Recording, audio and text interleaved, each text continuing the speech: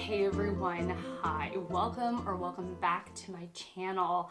I have Harry here with me and he is being very sweet right now, and so I'm really enjoying and I'm languishing in his sweetness right now. And today I'm going to be talking about my December TBR. Now I think the best way to get at this December TBR is to start with where I was at last year in December. This is going to be quick. Last year in December I was really gearing up for what I didn't know, but what ended up being about 6 months of back-to-back double-stacked buddy reads. And it was a whole heck of a lot of fun. And it was also, it kept me very, very busy. I was reading with probably 4 or 5 different people every single month and joining in on a lot of stuff. Man, I was just having a blast and the time of my life until I sort of realized that I was a little bit overwhelmed, a little bit burned out of all of the sort of chatting and buddy reads and events. And around June, I started slowing down on my buddy reads, and instead I sort of switched over to reading buddies.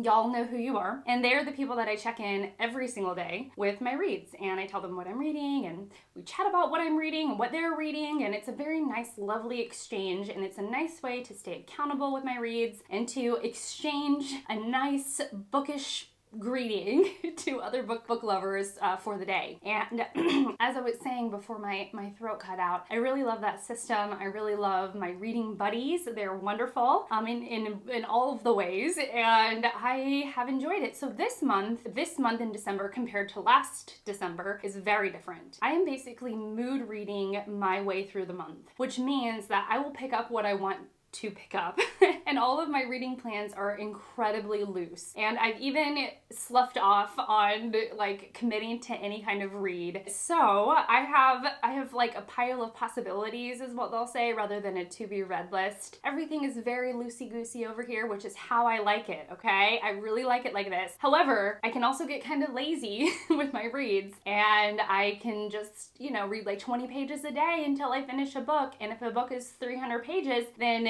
that is like 2 weeks on a book, and that's not really good for me, because then I get bored and then I'll put it aside and I'll pick up something else that strikes my fancy, instead of kind of keeping up a very healthy, consistent pace and just finishing a book out. So with that sort of preamble or that ramble going on, the point is that I'm going to be mood reading, though I'm not exactly sure how that will work out for me. What are you all doing for this December? I know that there is a group reading the brothers Karamazov.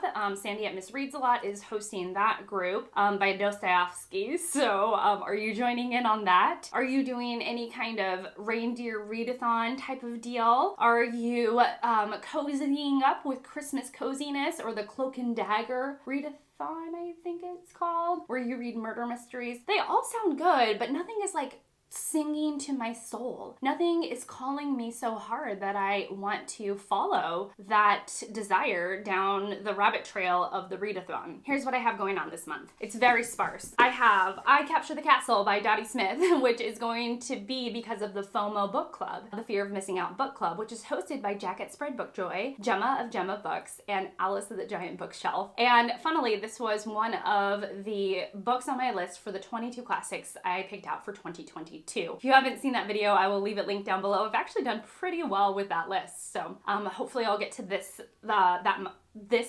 hopefully I will get to I Capture the Castle in December. Next, I'm going to be reading Frances Hodgson Burnett's The Secret Garden. Again, this is another one of my classics that I picked for 2022, and I haven't gotten to it yet, and I thought, why not knock out a couple of classics at the end of the year? That way my list is more complete, though not completely complete, but we'll get to that. I'm planning on doing a roundup of all the classics I read this year and all of my feelings and all of my thoughts on them. And so hopefully I'll get to this in December. And then finally, I have a book that my mother gave me like 5 years ago. She had heard an interview with this author and thought, that is a book that I think Shelley will like. And she bought me Interview with a Vampire by Anne Rice. And I'm going to be reading this with my friend Fraser Simons at the channel Springboard. That I have not read any Anne Rice.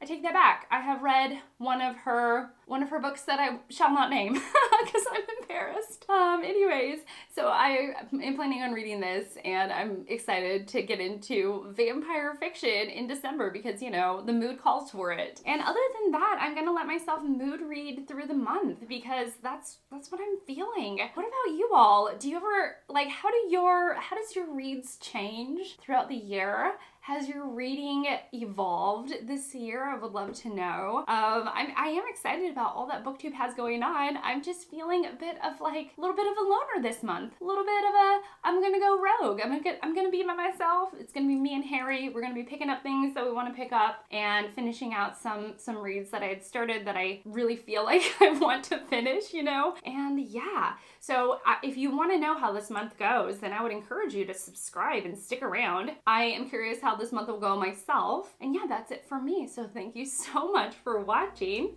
Isn't that right, Harry? Thank you so much for being here, and I'll see you all in my next one. Bye, guys.